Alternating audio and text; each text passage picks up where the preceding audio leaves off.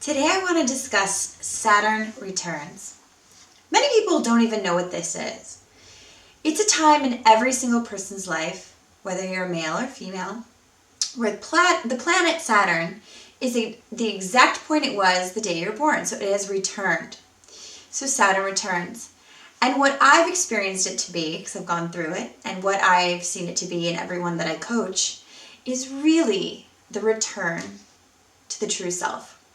So, a lot of people get really scared during this time. It's very chaotic. It can be confusing. There's lots of challenges that may or may not come up. Usually they do. It's really about how you relate to the issues.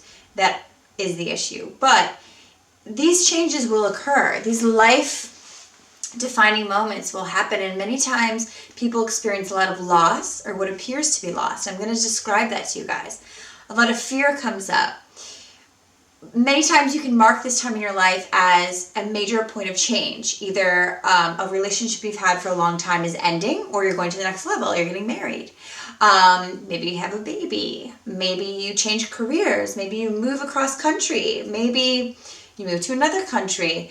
A lot of these really big life events happen during Saturn returns. And so what happens many times is people feel like the ground is kind of taken from underneath them, and it is, and this is why.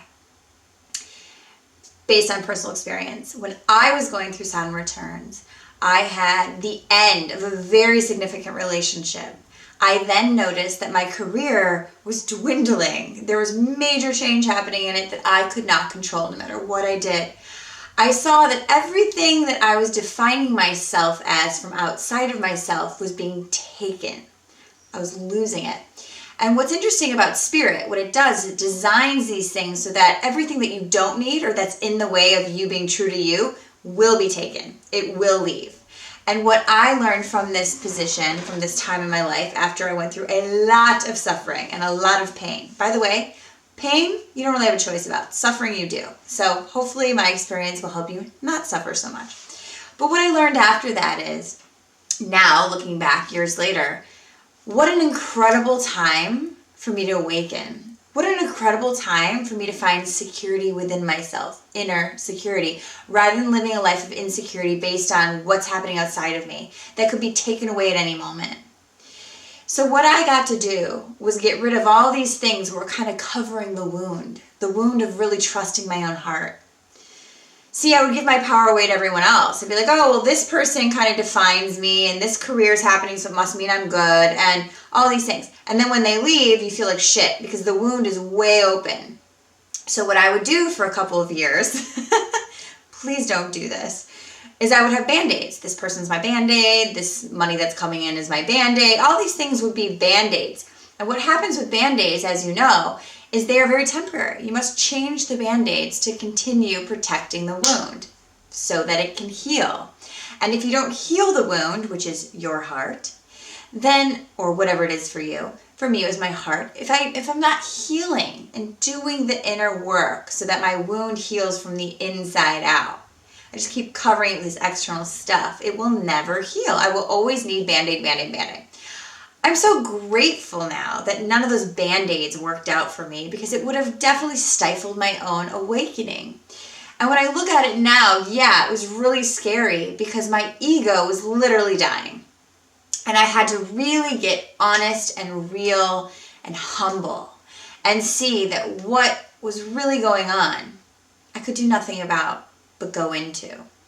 And instead of thinking, oh, I should be here and I should be, already healed and this should be, no more blame, no more shoulds, no more ideal. It was time for real, what was really happening with me. And this is what's going on with you too. And when I saw what was really going on with me, and I was willing to go within and look at all the stuff, look at the pain, look at the patterns, look at everything, I then began to heal. Because unless we feel, we cannot heal. So I was willing to feel everything, feel this process of what I'm going through. Instead of denying it, I really allowed myself to get authentic and real. And what started happening is I started noticing that those things that I really thought I needed, I didn't need at all. In fact, a lot of those things that I projected onto people, like, oh, this guy's amazing, or this girl's awesome, or this career is perfect, whatever it was just me projecting what I am inside onto an external thing. So I got to own my truth. I got to own that everything I think I want outside of me is actually within me, but it needs to emerge. I need to notice that so I can become it. So all these things started happening where I got to shift perspective on every single thing that used to scare me, define me, or own me.